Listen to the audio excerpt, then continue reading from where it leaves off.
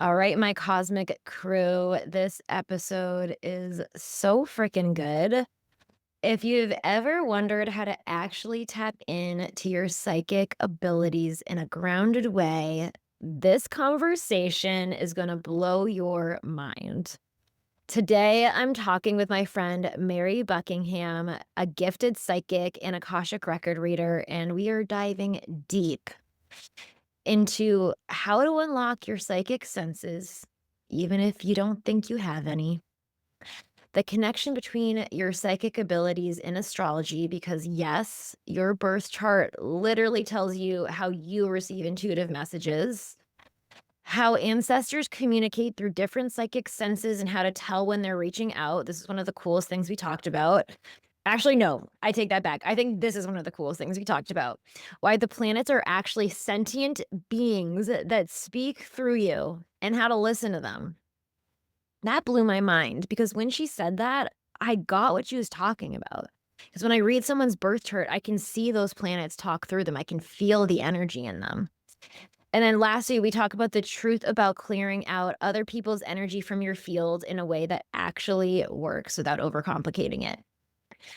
So, we also talk about something huge that's super important for this Aquarian age. It's the fact that your path is truly your path, not anyone else's. And that's one of the gifts that happens when you connect to your intuition and psychic senses and you connect to yourself, whether it's through Mary's psychic course, learning astrology with me, like using something that connects to you and your truth. This is really important right now, especially these next 2 years with the North Node in Pisces. One of the biggest mistakes people make is comparing their spiritual journey to others or comparing their life to others, but you are really here to do things in a way that's unique to you. And your birth chart literally holds the roadmap there, but also you connecting to your psychic senses will guide you there. There's multiple ways to get there. And this actually leads me into another thing I needed to tell you about outside of this episode with Mary, and that is Higher Self Healing Codes launches this Thursday. If this episode sparks something in you, and if you haven't joined the wait list yet, what are you doing? This is one of the most impactful programs I have ever come out with. This program is literally all of the keys I use on a daily basis to have massive breakthroughs. And you don't even need me as your astrologer and self-concept guide because have a chat GPT. It's going to do the same exact thing. And I teach you how to use it the same exact way as me. I can't tell you how many people who uses this system that I am putting in higher self-healing codes, whether it's my one-on-one clients, Ryan, my partner, I shared this with some of my best friends. It is the tried and true system to having a breakthrough. It's impossible not to. It works too well. Literally the codes to the universe. So in this 3-part course, I'm going to show you how to use your birth chart to unlock deeper clarity instead of just constantly second guessing yourself. It is a clarity and insight. It just will ground you to it. It will help you shift your self concept so you stop getting stuck in healing loops and actually move forward.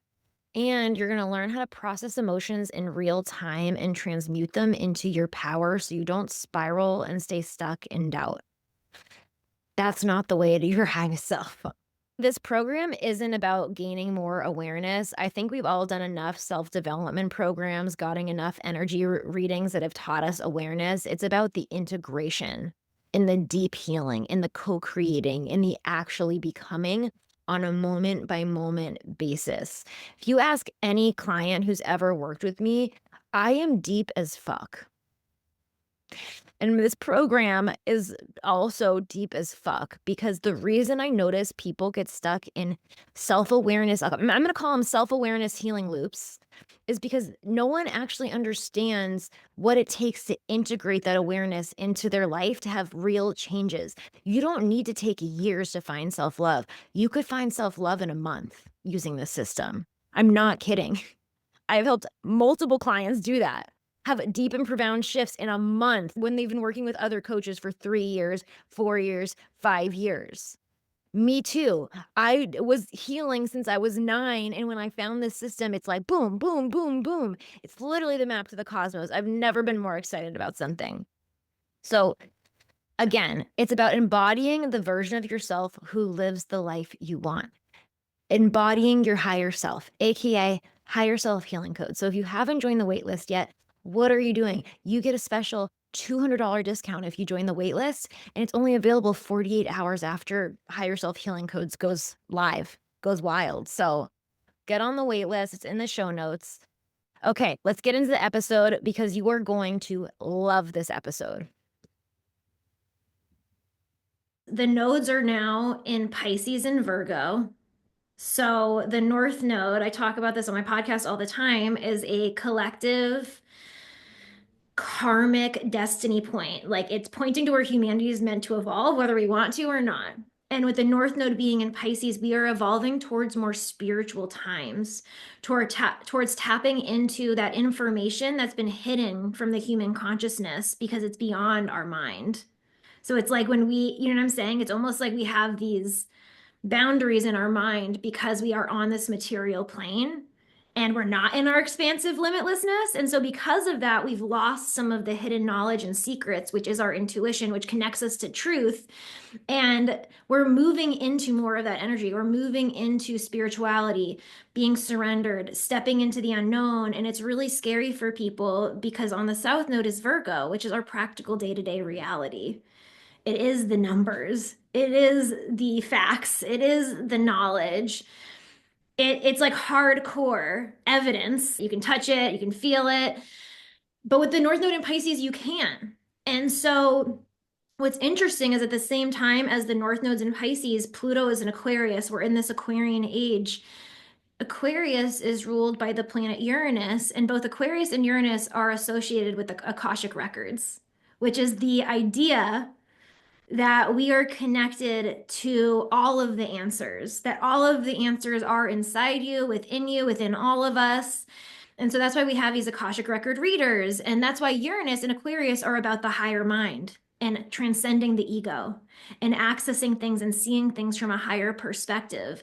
Because when you meet an Akashic record reader like Mary is, how I've heard you read the Akashic records is you're tapped into a sense of unconditional love and non-judgment, which allows you to see things from a higher perspective. And that all of the energies I just talked about are where we're moving towards. And it's really new for humanity. And so right now, the way I see it is it's more important for people to have a spiritual practice and connect to their intuition and connect to their spirituality and be willing to surrender what they learned from books and trust more what's inside them, like you just said. And Mary is a psychic. She's an Akashic record reader. There's not a lot of psychics that I trust that I'm like, yeah, you really do this from a higher perspective. And you're not just projecting your own opinions onto people. Like you just, Mary speaks about psychic stuff from that Aquarian perspective, from a detached perspective. You read how I read. You read the energies and you say, this is just the energy. Do with it what you will, you know? And so that's why I'm really excited to have you on here because Mary also has a psychic development course. So basically the course, and I wanted to touch on one thing you said that I really liked when you were talking about Uranus and speak in Aquarius and speaking from that unconditional space. When we link in with the 0 point, which is that space of neutrality and the quantum mechanics, it's the space that for anyone who meditates, you can get into that non-dual state. And even if you don't have a meditation practice or any type of practice or whatever, this is just, food for thought to consider. But like when you reach that state of 0 point or neutrality or non-dual, the knob of volume on your ego is turned down, just like you just said in relating to astrology.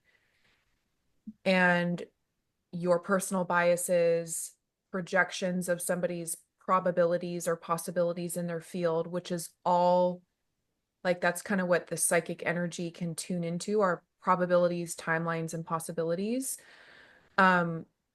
So it's interesting with like my approach to work is I avoid labels. Rachel and I were talking about this before we hopped on, but basically just coming into a space of trying to assist people, but not loving labeling myself, because I believe everybody has a toolbox of gifts, and it's a combination of psychic abilities, Akashic, channeling the higher self, whatever. But none of that matters because it's the person sitting before me and whatever their information system is conveying. So like behind me we have this sphere, and what I connect with through my gifts is primarily clairaudience and clairvoyance. And through the clairvoyance, so the third eye vision, the inner eye, is the ability to see people's auric or human energy field, which is a living organism of a toroidal field of energy that's circulating. And so the course, which I don't even love to use the label course, but it's like whatever, a 10-week experience, is going through each of these energy intersections that are in our bodies, which some people refer to as the chakras. Again, trying to stay away from labels so that people can hear stuff in a different way, because everyone's heard chakras, everyone's heard this psychic. It's like if we can just give ourselves permission to just use the language that resonates with what we feel we are speaking to. Like describing an orange, like we would describe an orange maybe a different way depending on our experience of that energy. So it's Yes. yeah. Yes. I love that analogy because as I'm sitting here, I'm like, how would I? It would be like, yeah, it's like because then when you're looking at it that way, and that's actually a really good practice, is if you want to start almost like turning on your imagination, it would be, yeah, look at some of the things in your home and just begin to experience it as a living object. And what would your childlike imagination refer to it as? And it could be the temperature, the perceived temperature of what it is, or its emotion, whatever that it's conveying to you. So basically, as we go through each of these energy centers and understand that they each link with a different level of consciousness. So some schools of thought refer to the root as 1D, sacral 2D, solar 3D, heart 4D, fourth dimensional, throat 5D.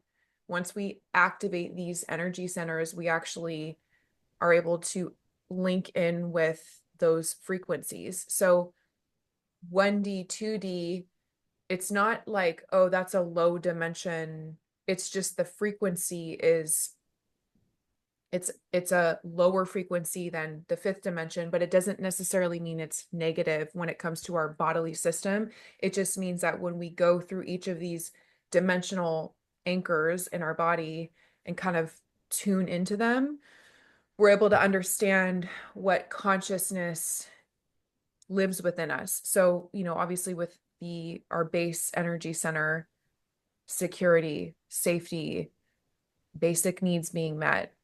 Um, and then and oftentimes our basic needs, and then the second energy center with sexuality, joy, creativity, when those two are whatever jammed up or there's stuff going on there, it directly impacts our fifth dimensional center, our throat center. And therefore a lot of women who, and men too, but just who have sexual trauma or emotional trauma,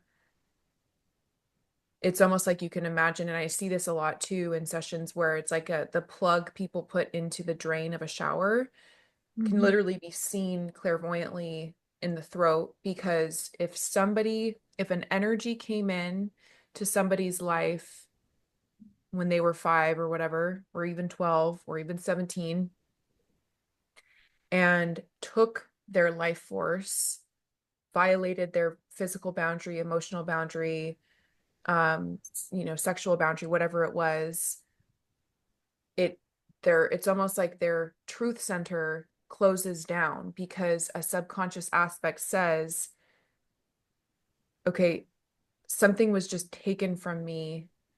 I need to cover myself now, shut down my truth, because it can be very opening and vulnerable to open our fourth and fifth dimensional centers.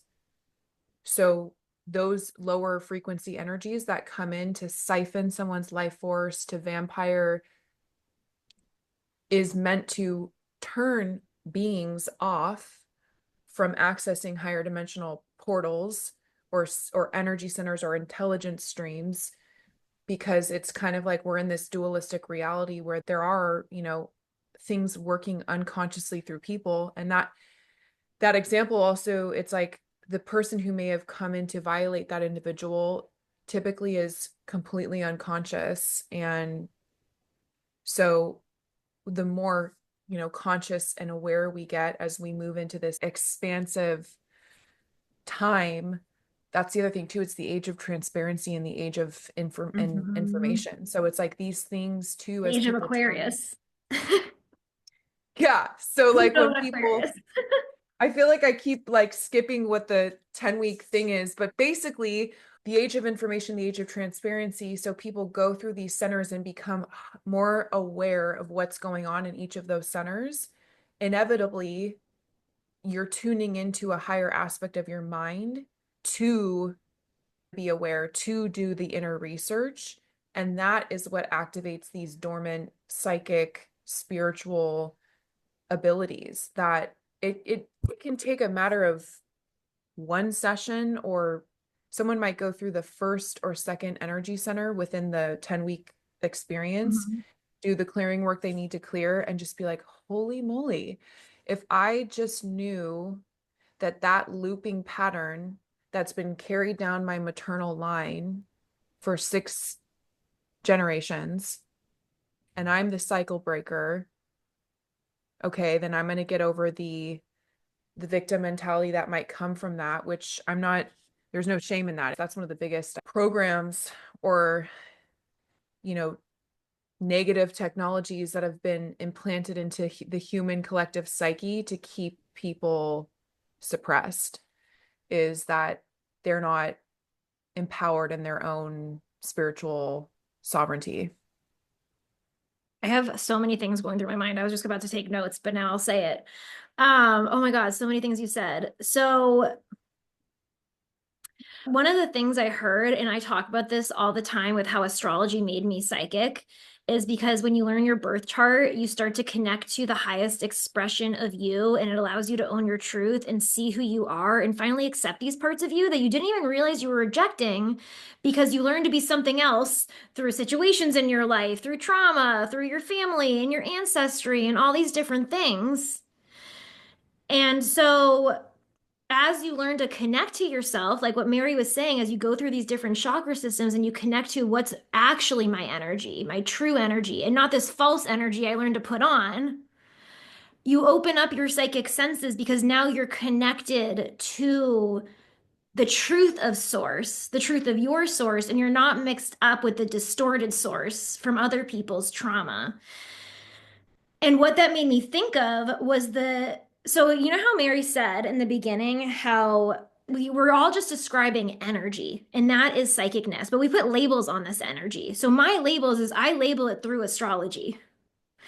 Mary is describing it through what she feels.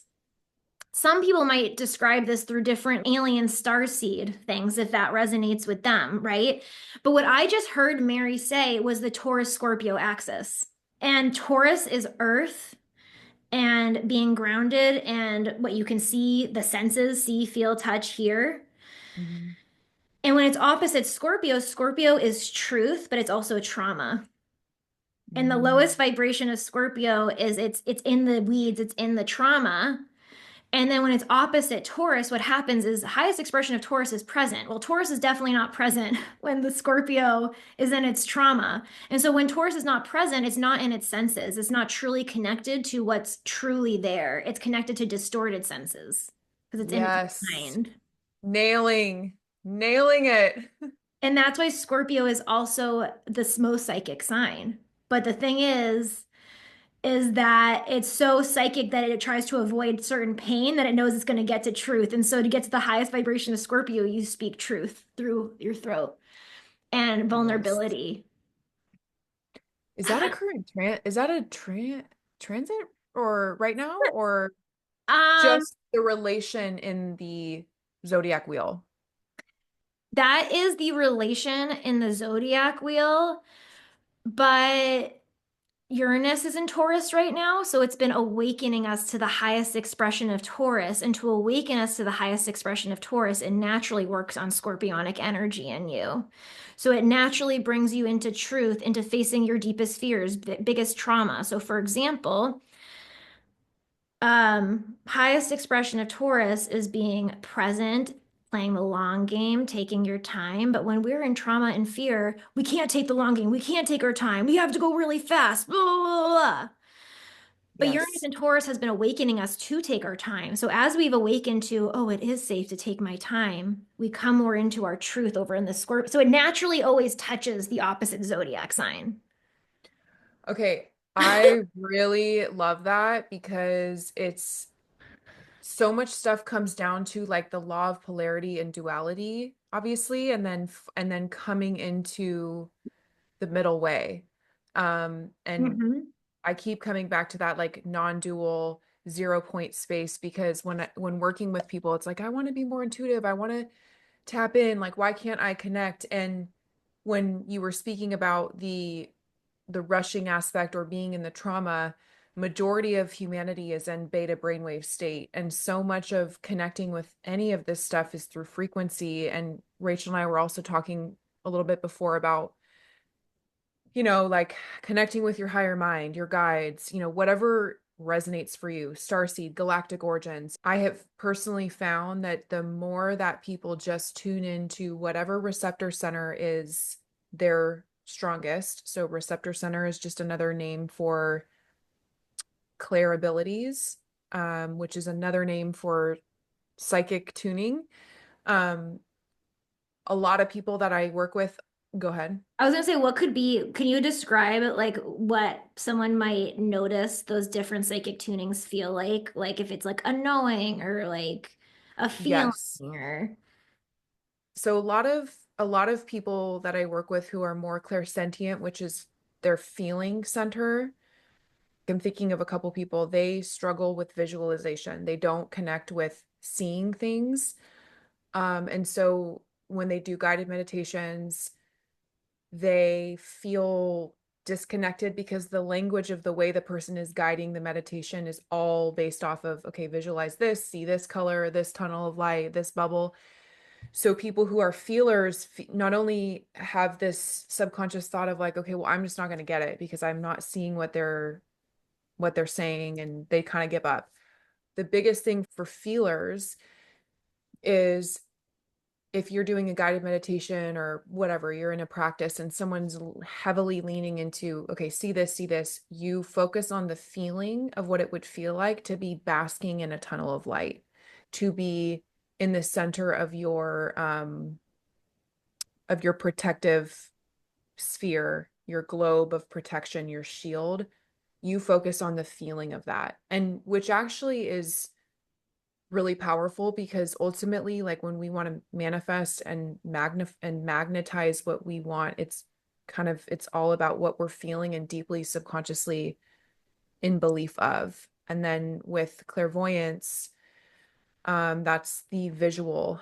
But if there's one takeaway I can say with visual and clairvoyance is that um when my third eye really, really opened, I just kept I just kept being like, this is just so wild because the way that the inner eye, the third eye sees is a completely different visual format than our five senses seeing.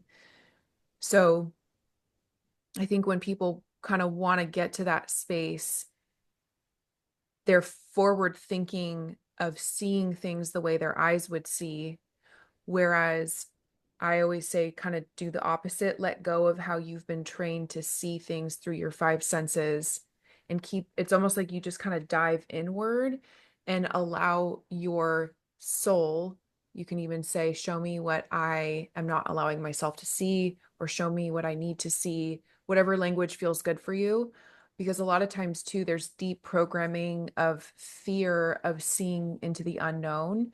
So people may really want to see things or connect with their angelic support or guides or ancestors. But I'll say this too, because mediumship is a part of my work, but I don't, publicly say that, because it's really a matter of them coming in. And if they choose to come in, they choose to come in for the individual, if it's for the highest good and they're an elevated ancestor, which means like they're of a high vibration where they are. Um, it's people, an ancestor over here for this person might communicate with a feeling imprint and a frequency imprint, whereas another ancestor might come in and be very visual, almost like they're talking in sign language. And so it's totally different, like textures. And then Claire audience is the hearing. Key takeaway for this one, it's not audible voices. Some people get that, but I think people who are looking for like someone to literally say a linear sentence to them is where things kind of get lost in translation. So like, again, with the clairaudient receptor center, the reception of frequency for receiving a light stream of consciousness, which could be like braille, like you're listening to something like, And it gives you like a thought in a head, like an idea. yes. Braille is actually when blind people use their finger to feel braille, there's actually a clair ability. I forget the name for it right now, but I'm only saying that to let people know, like, it's not anything that the way that we see, hear, and feel in our third dimensional way and our linear way. All these other clair centers and receptor receivers are a totally different. And as Rachel was saying, if you're looking at your astrology chart and you're allowing yourself to let go of what you think you know of your life and what you really want, or what you grew up really wanting to be, because based off of your conditioning and your indoctrination, whatever, when you look at your chart, you're able to connect with ways that you're connected with our planetary system, which when Rachel and I connect, a lot of times when I'm in sessions with people and I share this with her, I'm just blown away by how, because I don't technically study astrology, but as time passes, it only becomes more and more clear how people who are sitting in front of me are a literal star map. And that also connects with their energy centers, their receptor centers, because like psychic antennas connect us to the celestial bodies. And the only way that it makes sense for me to understand why, if I'm sitting with somebody and I keep hearing through my clairaudience or even claircognizance, which is just the knowing, this person is a Pisces sun, or this person is a Cancer moon, or this person is a Scorpio Venus, it's because these planets are sentient with different attributes. And when we're coming, and I'm sure you guys know this from listening to Rachel already, but I'm just saying from my perspective of not technically studying astrology, people's planets literally speak through them. And so it's like, if you just begin to chip away at knowing your zodiac chart, you're only going to get more closely connected to your true self, which the last thing I'll say here is like, as my journey of waking up or whatever, like tuning in, has been very like, there's been a lot of stuff that has occurred since then, which was around 2017 when things really opened up. But it's the stark contrast between how I was living what I thought I knew, and the intuitive stream, the intuitive channel opening, it's like almost black and white. And that's why when when guiding people or telling people like, okay, it's so important to connect with your intuition, because if we're disconnected from our inner source, all we're going to go off of is what we've been indoctrinated or programmed with. And Then feel it just ungrounded as fuck. feels super ungrounded, like relationship patterns that create suffering, dead end jobs that we are miserable in, relationships that aren't thriving. And so knowing also, I think the nuances, which I think Rachel, you're really great at, is the nuances of these nodal shifts, these transits, the houses, the degrees, this sign on this side of the chart and this sign, like it, again, with each person that I see, it's almost like sometimes when they first walk in, I'm like, okay, there's some transit going on for them. And the way to that thing show clairvoyantly for in their human energy field, their bubble, is basically like if you can imagine a bubble being in the center of a room and then there's holographic images being projected into the sphere, which is the individual, which is the etheric projection. And this is based off of ways that I've learned how to tap into my dormant abilities, which we all have. Parts of people's etheric projections are their literal planets just communicating through them, like what's going on. I always say the way I describe what the planets are in your birth chart is they're just different parts of you. And the different parts of you are in different personalities. And that's why we all have all of our different parts talk from different personalities, but then those personalities shift and change over our life because those personalities are talking with the planets that are moving in the sky. And it's just like so many layers on layers. What Mary is saying is so important for these next 2 years because what I'm hearing you say is you're explaining to people why connection to self is the key and why so many people are disconnected from themselves and feeling stuck and frustrated. And like, no matter what they do, they just can't get a break. It's not that you can't get a break.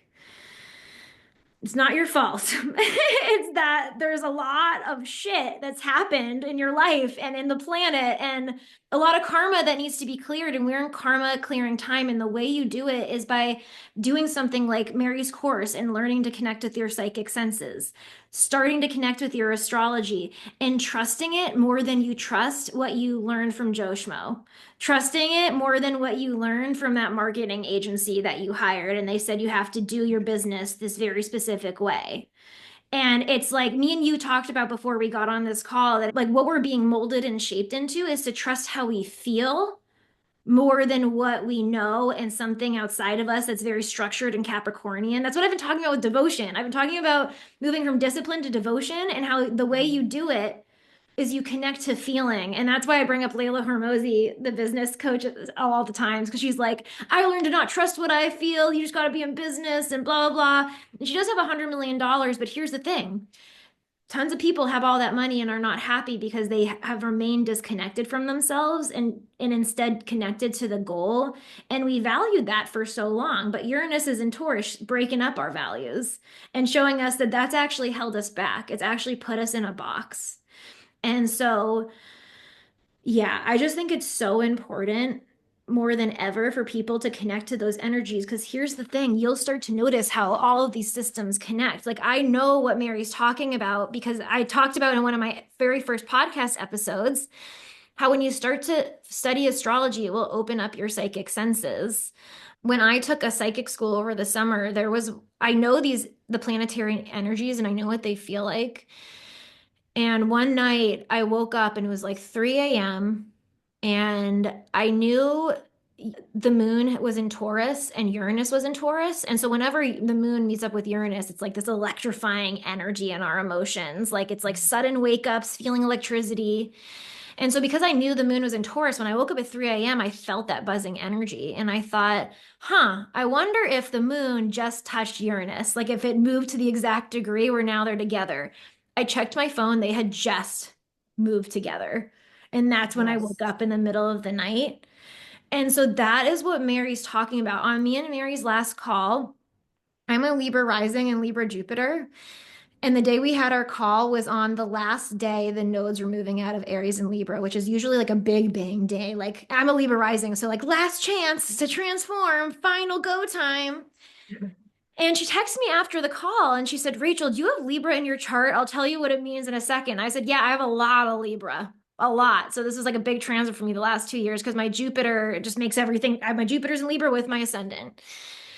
And she said, it's funny during our call, I just kept seeing Libra and the scales, and they were moving, like trying to, like balancing, but very rapidly. And it's funny because I was having a conversation in one of my relationships, Libra's relationships that night, and it was this like final claiming of me and my values in that relationship. And I was feeling that, like, okay, be balanced. This is your truth.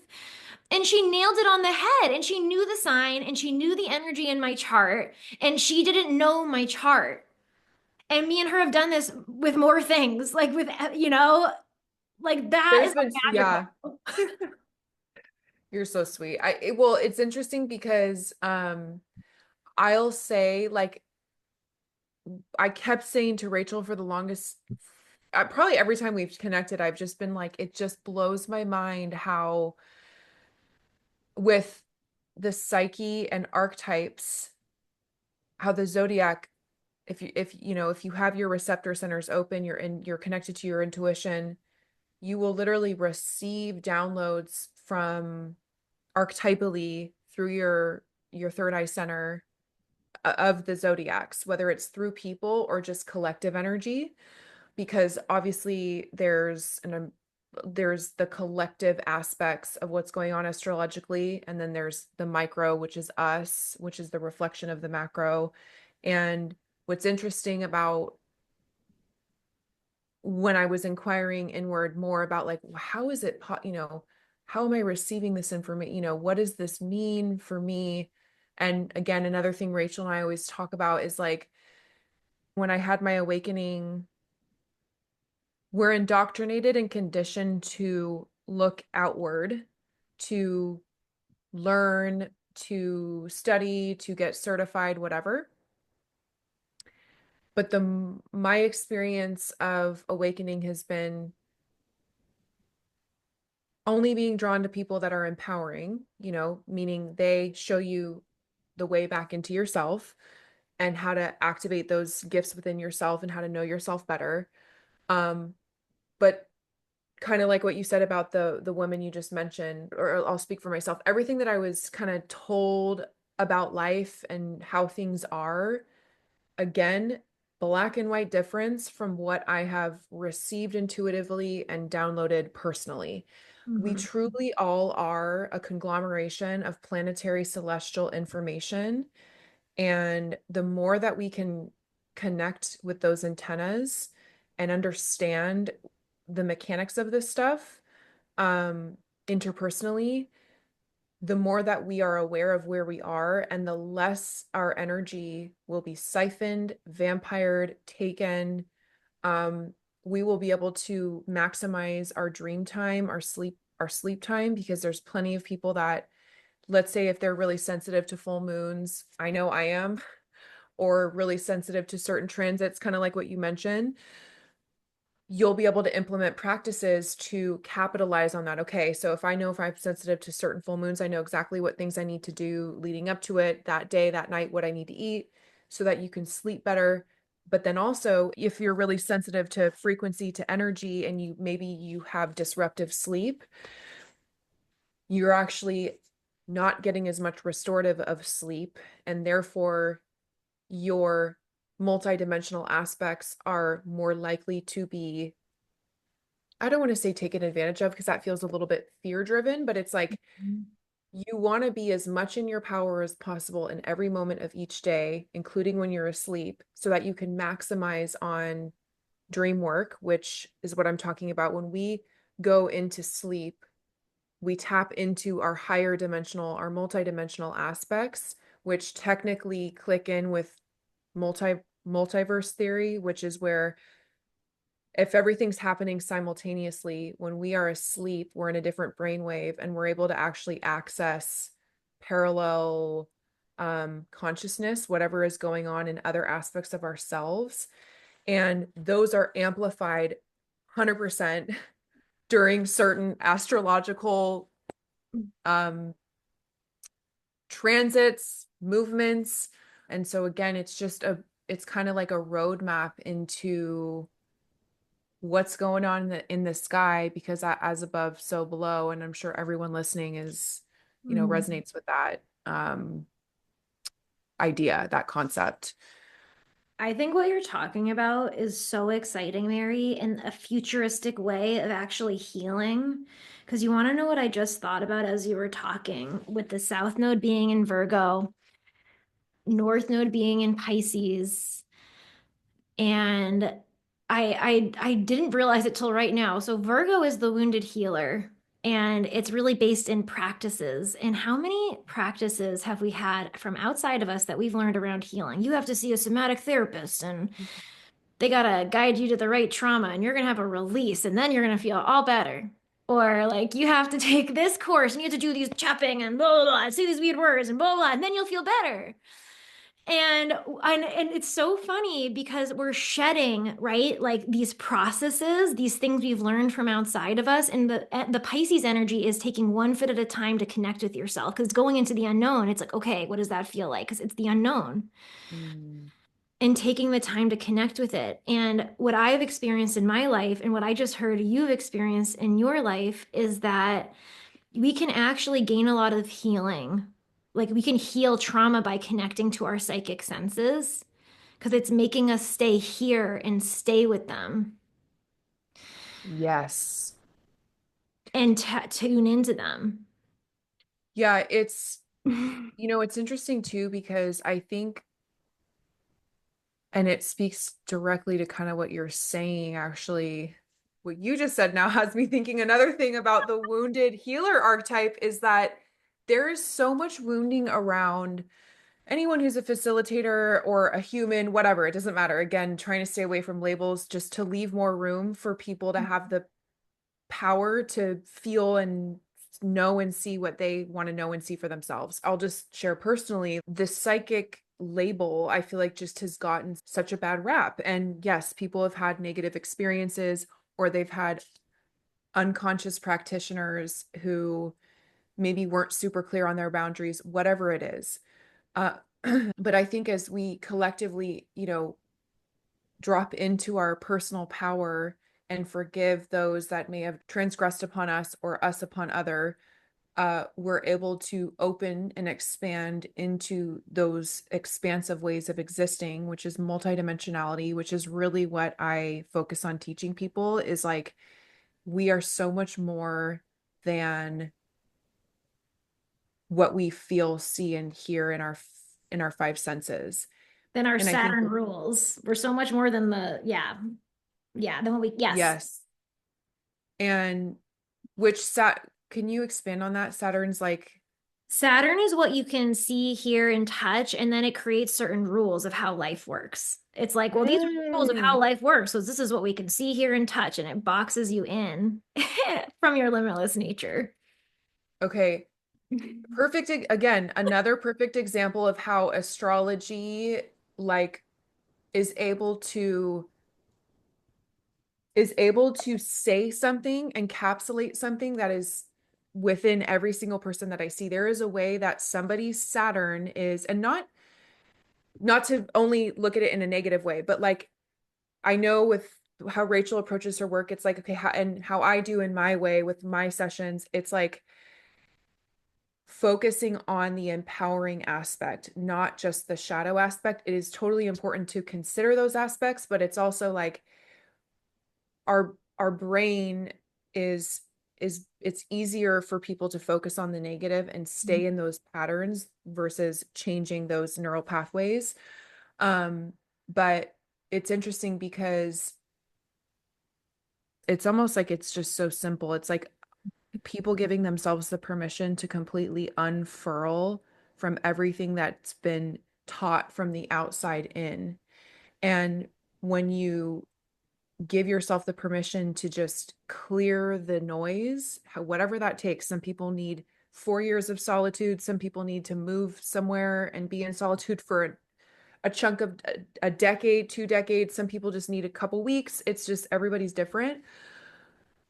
And if we have the bandwidth, I know people have kids and families and bills to pay, but so it's like whatever you can do to get into that neutral center point to observe the happenings around you, you can start to know yourself and know where your no is, know where your yes is. And something I share a lot too is that, and I'll just go out on a limb and say this, but basically, I feel like a lot of the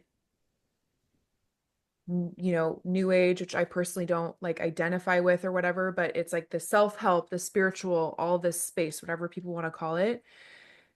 There's almost like this push of community, community, community, socialize, socialize, socialize, retreat, go to this, go to this, go to this. And maybe I'm speaking for a minority, I don't know, but I put myself in situations, community group situations, just because I thought I had to, because that's what's a lot is preached about in the space.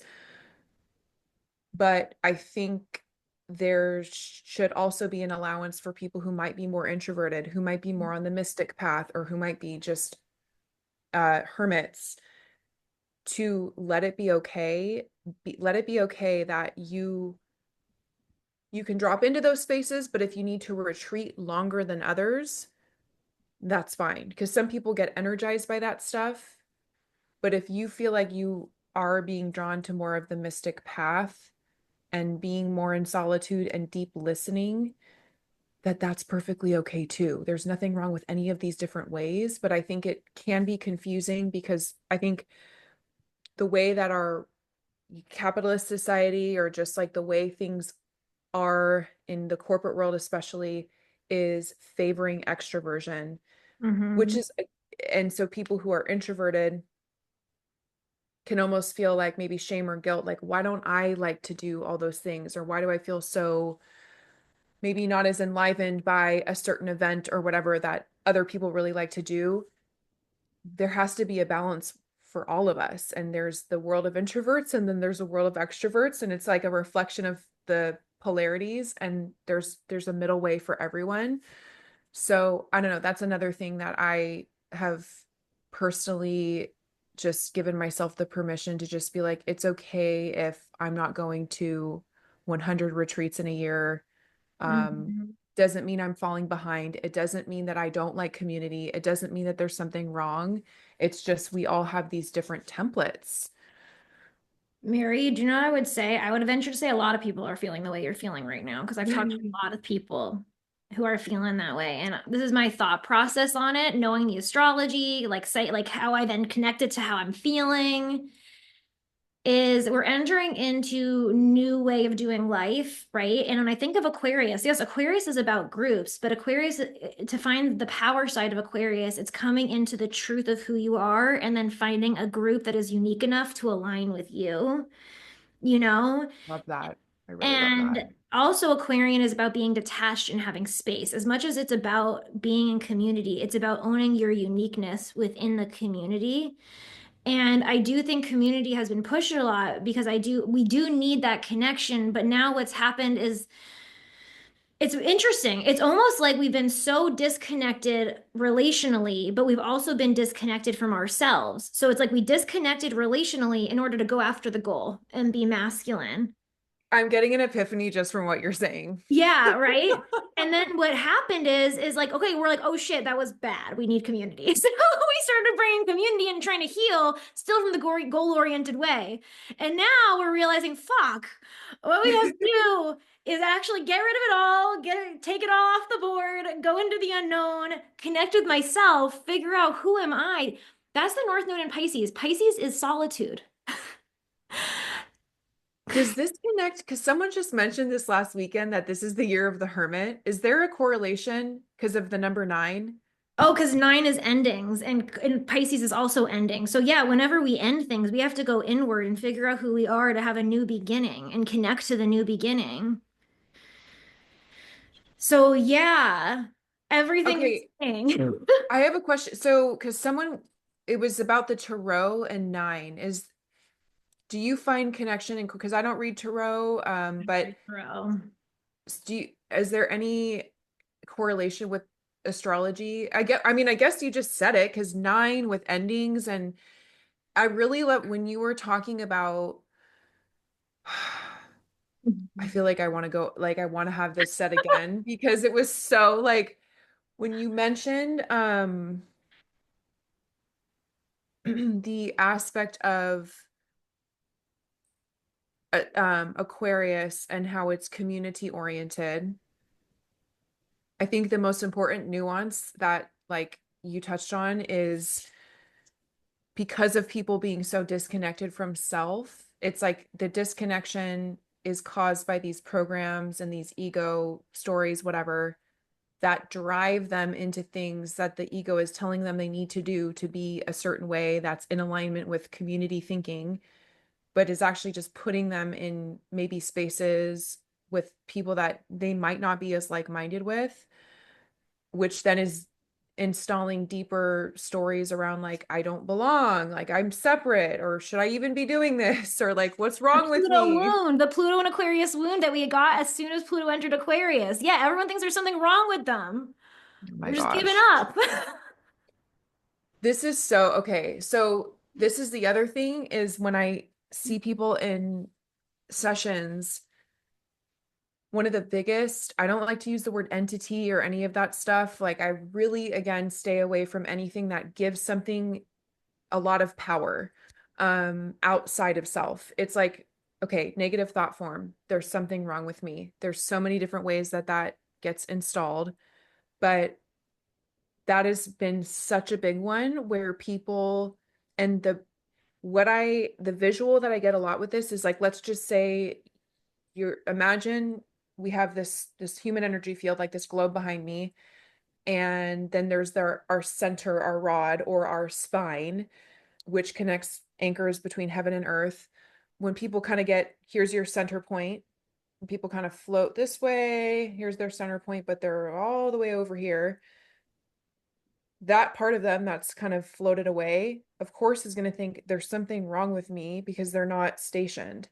And so I love what you said about like, if you're super niche in your work, which I know I am, and I know I keep finding out more and more how niche it's going to get, the more I allow myself to accept and not judge that, what's coming alive within, the more that I'm able to float to that group of like-minded community, which might be small, might be big, doesn't matter. At least there's a couple people that are super resonant with what you are connecting with. Then that's better than forcing yourself to go to some sort of retreat that's plant medicine oriented. There's nothing wrong with plant medicine, but I'm saying like some people might find themselves in spaces like that and deeply not feel ready to go there, Mhm. but they go there anyway. And Mhm. then it kind of creates this confusion, or it doesn't even have to be about plant medicine. Like we can erase that because it's like I want to make sure that people feel good about that. There's nothing negative with it, but it's like, or someone who's like, I need to get certified in this, and they go do it and they're just like, why did I just spend thousands of dollars doing that? It Yeah, doesn't 'cause resonate. yeah, I actually have an example that recently happened in my life. I have a Pisces moon, so it's easy for me to do this. And then I notice it when my energy is shot. Like with crypto, I enjoy the idea of managing my money and investing in crypto, but Ryan really loves the F out of it, and he wants me to love the F out of it. And so I've spent days trying to force myself to love the F out of it and join groups with him. And every time I'm just so bored. And I feel ungrounded because I feel like I need to be successful at this, but I can't get myself to do it. And then I think there's something wrong with me. Mm. And but then everyone's like, that's how you're gonna make a lot of money. We're in the crypto bull run. So you could be falling into a story like that.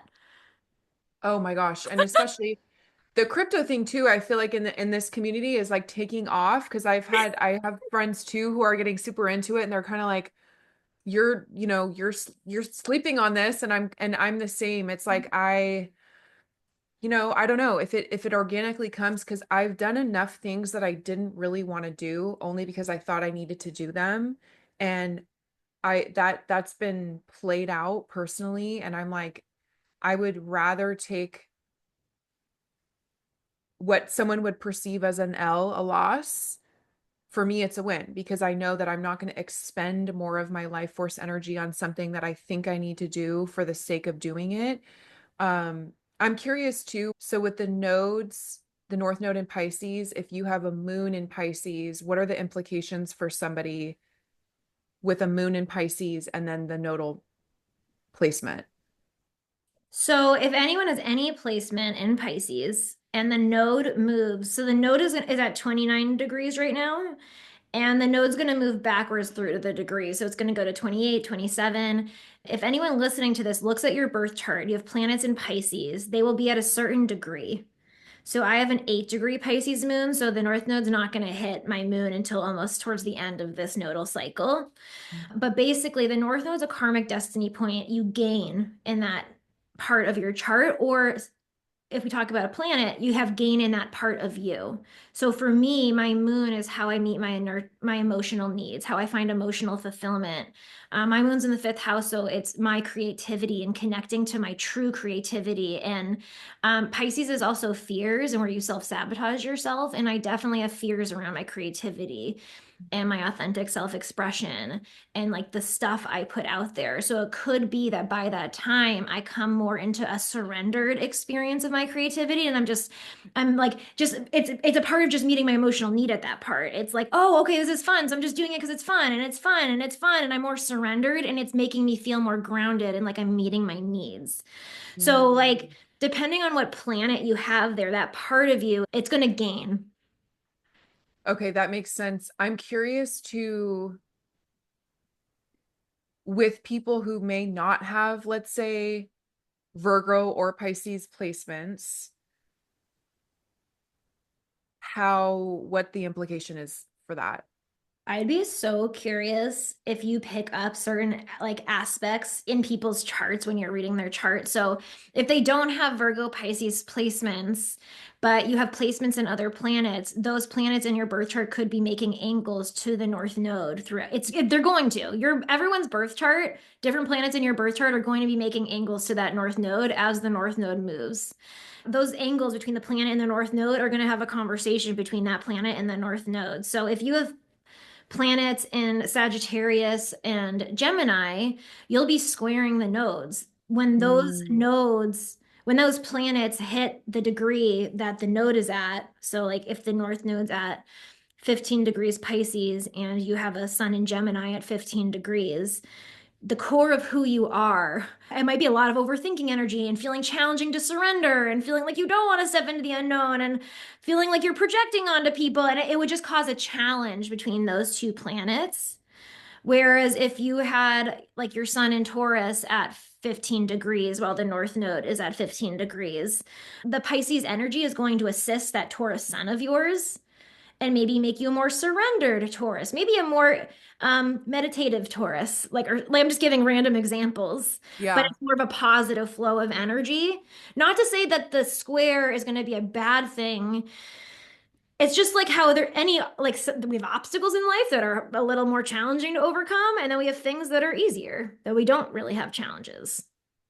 I mean, it makes perfect sense, because when I'm seeing people, the way that you just articulated that, I'll just say it like this. Like when I'm seeing somebody, again, it's all in holographic vision, which means that the inner eye is seeing what is being projected from their inner beliefs and thoughts into the ether, which is, the universe is driven by intention and thought.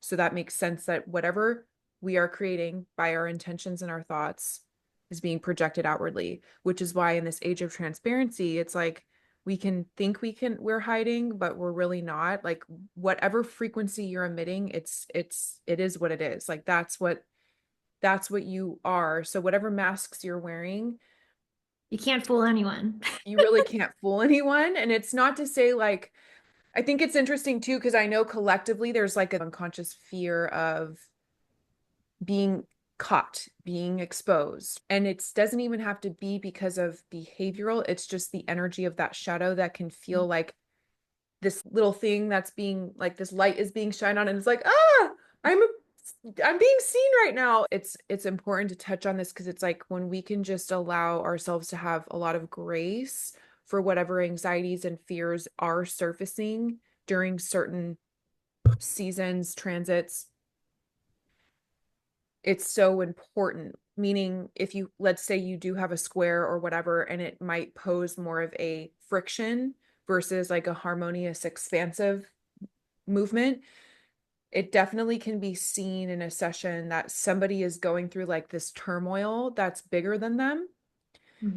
Doesn't mean that they don't have the sovereign power to capitalize and like and rise.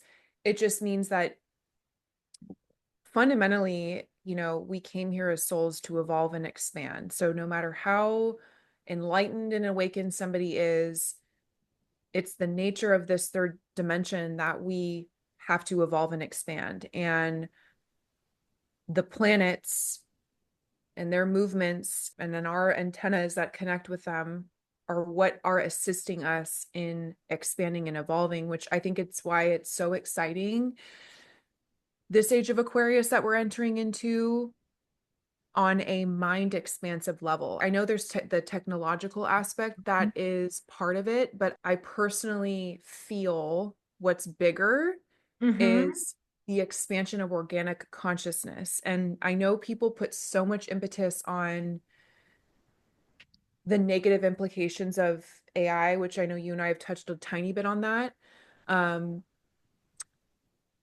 But again, I think, and this is where Rachel and I relate, which it's always forward thinking to the highest possible outcome of positivity and love and expansion.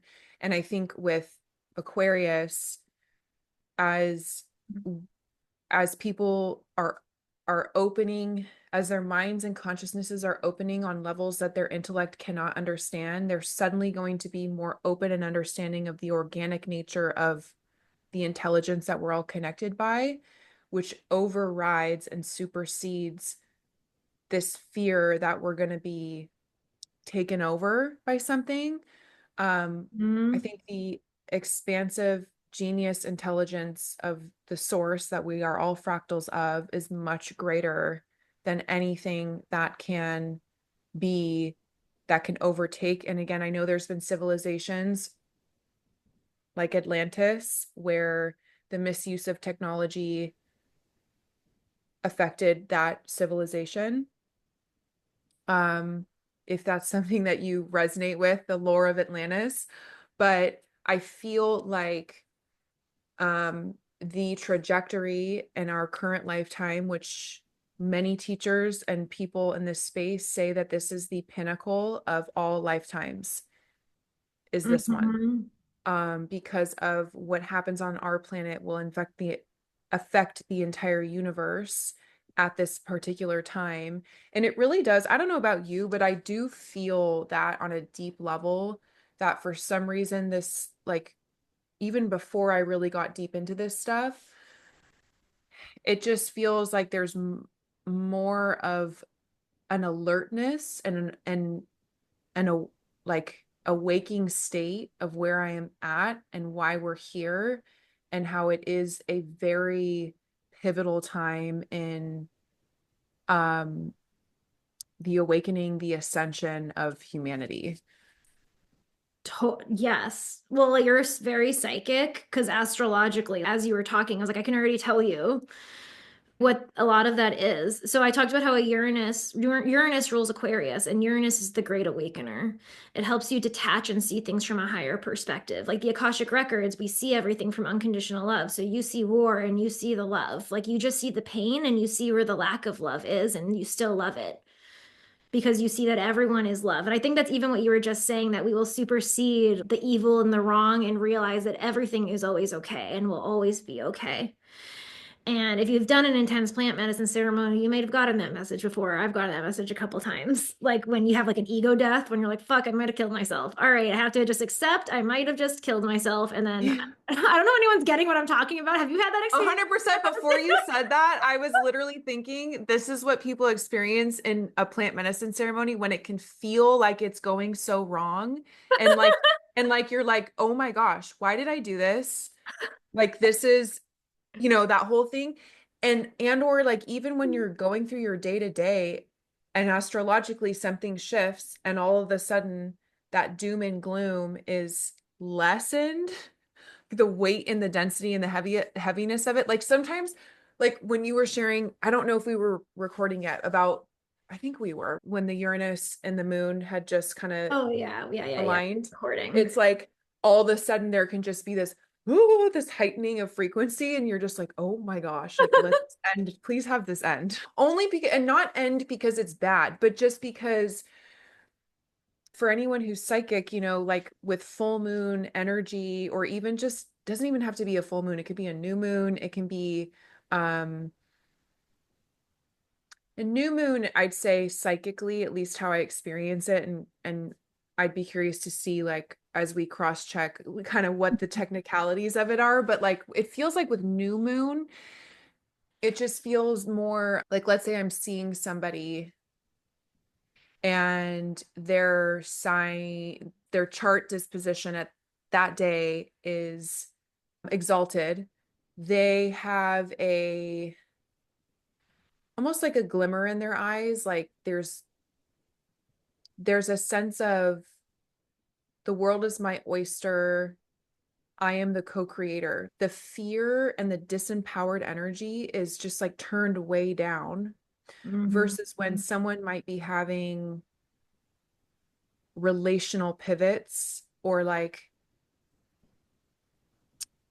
you know, maybe is it the 12th house where it's like they talk about hidden enemies, which The 12th house is hidden enemies. Yeah. I'm actually really curious your iteration of that, because it sounds so creepy, but it really, I don't think it has to necessarily be. I think it's more just like when you get clarity on a relationship that isn't aligned, and all of a sudden someone that you may have perceived was your BFF for life, and then you're just like, we're just frequency wise, things have changed. Yeah, that can definitely be one way. The 12th house is the area of projections where people project their subconscious patterning and it can be hidden to them. So you know how like you can have a friend who sabotages you because they have a certain trauma and every time you try to talk to them about something related to that trauma in your own life that you don't have trauma around, they will say something to you that feels kind of like, "Ooh, that didn't feel good," but it wasn't conscious for them. It's so sometimes I think it's unconscious wounded patterns that play out in people, is what I've noticed hidden enemies in the 12th house can be. And it can definitely be that friend that you recognize was not really truly your friend. And not because they weren't truly your friend, but because they have so much wounding that they weren't really helping you as much as you thought throughout your life. This makes a lot of sense, because it's interesting, because when it comes to people having cords, again, it's just another label. It's almost like if you imagine a fishing string, how it's clear, that's how cords can be seen. I feel like the way that that can come through too is when someone's projecting into your field, or there's watchers, or there's like, People judging you, talking shit about you because they're yes, yeah. projecting.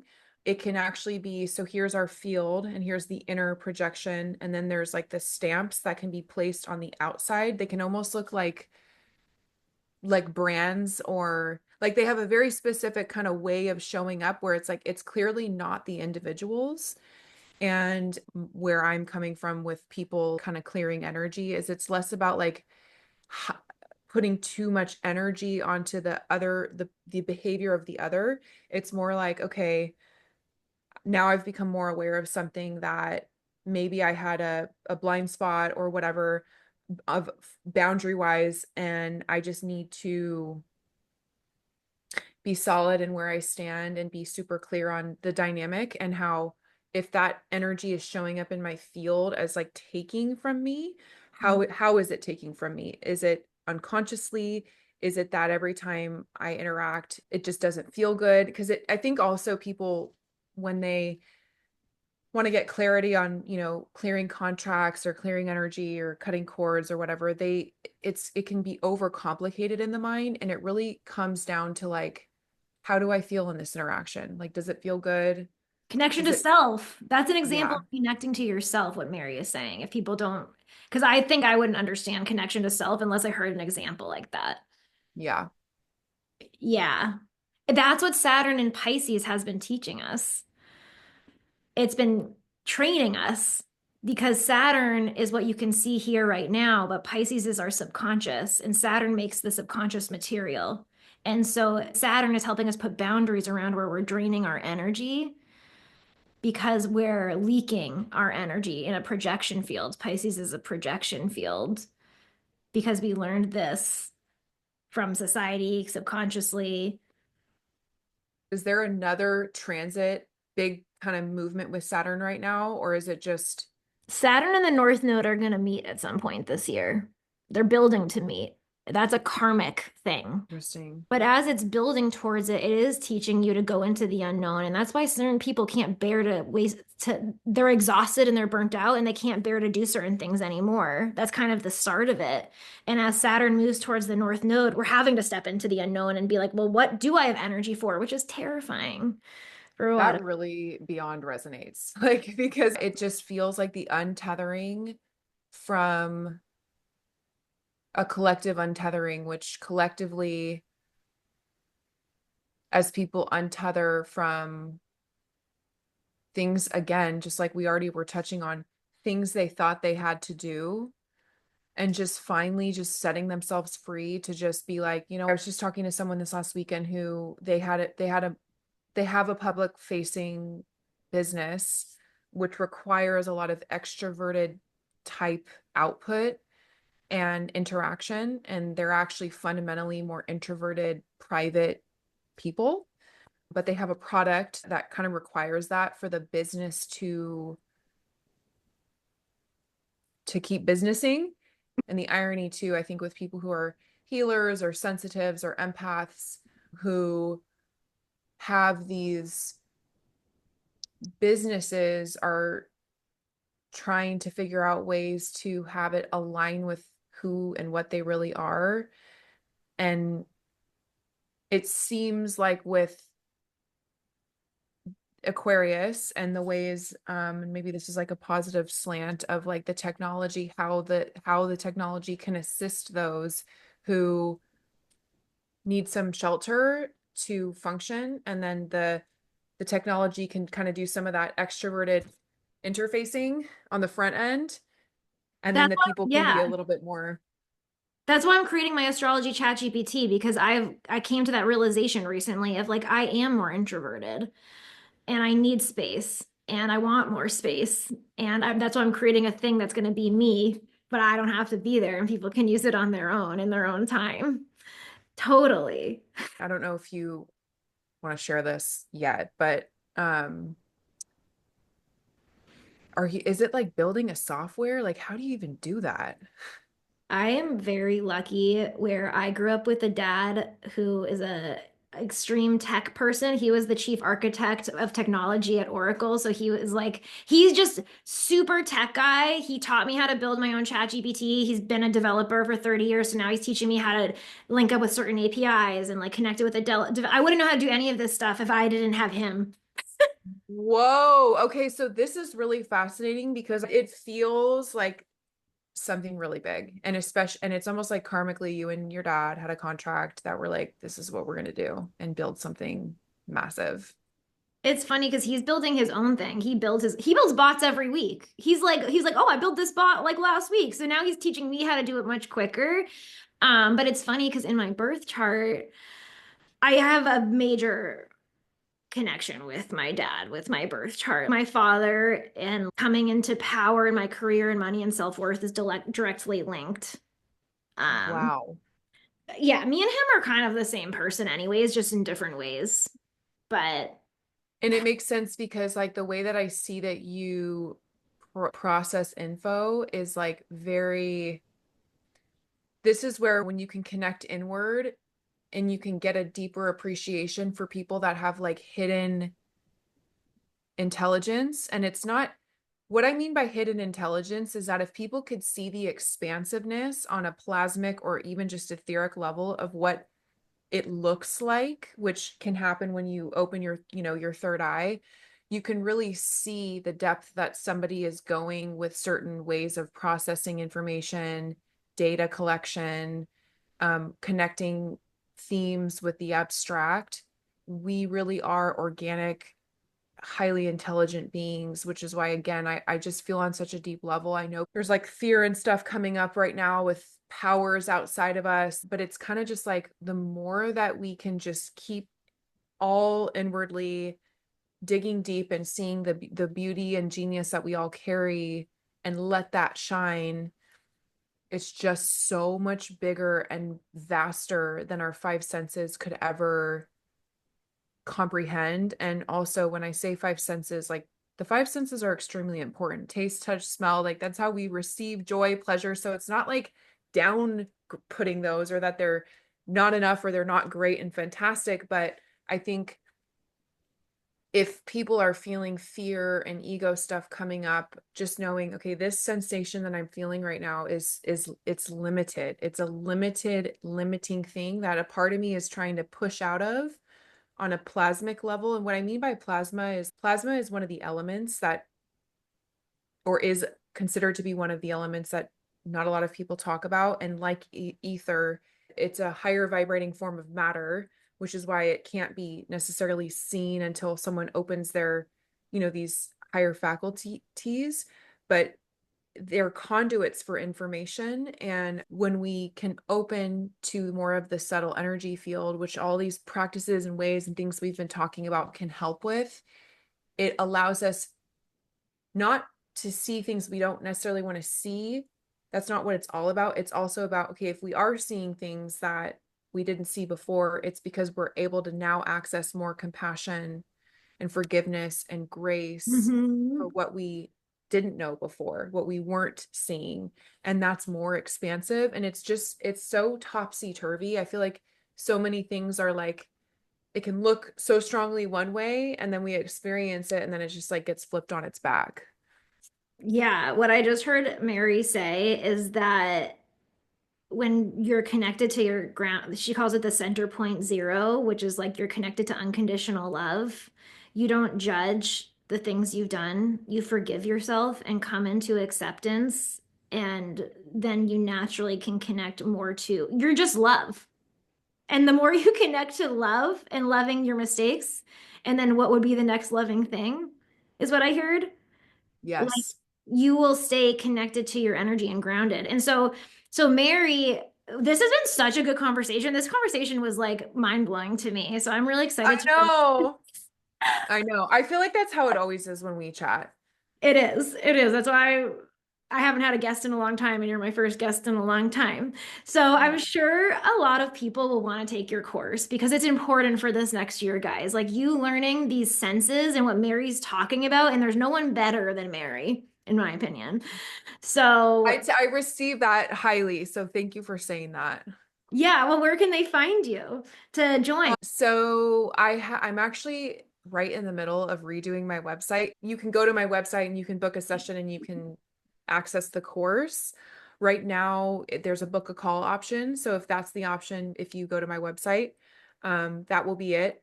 Or if it's updated by the time you visit, you'll be able to just access it and sign in. It's 10 weeks, it's self-led, so you can take as much time as you want to get through it. But yeah, basically, once you get on the website, it's just my name, marybuckingham.com. And then my social media is just my name, Mary Buckingham, with 2 underscores. I also have a channel on Gnostic TV. I have a series called the Quantum Library series in there. So I do expand more on the 0 point field and I'm getting interviewed. And so I basically just give, examples and just, I can say too that everything that I convey or speak of is from direct experience. I was telling Rachel before we logged on, and she already knows this about me, but if I try to read up on or memorize information that is matching the input I'm receiving, it just creates confusion. I'm saying this just for other people that resonate, to just always continue to give yourself the permission to know that showing up empty and just letting things flow is the way. It is okay to rely on your own inner knowing. It's incredible how led astray we have been as a collective. And yes, it does require bravery and courage to trust the unknown and whatever, but if we really are all sovereign beings and we really trust and believe that to be true, it's incredible how liberating it is to just let yourself be who the F you are. All right, Mary, thank you for coming on. I love my this gosh. conversation. Everyone, go check out Mary's stuff. If you ever get a psychic reading, go to her. Trust me, I had huge breakthroughs just working with Mary. And I will see you guys on the next episode. And I want to thank you, Rachel, and how much I adore you and appreciate your gifts and what you're bringing to the world and just the way that you're doing it and the path that you're walking. Like you in my life, Ryan in my life, the other people that I've, like that are in kind of like the connected group means so much to me. Shaker, Brandon and Mary, even though we're all sort of dispersed all over the place, it's just really nice to know that we're on the globe right now at the same time. Oh, agreed. I love you. Love you too.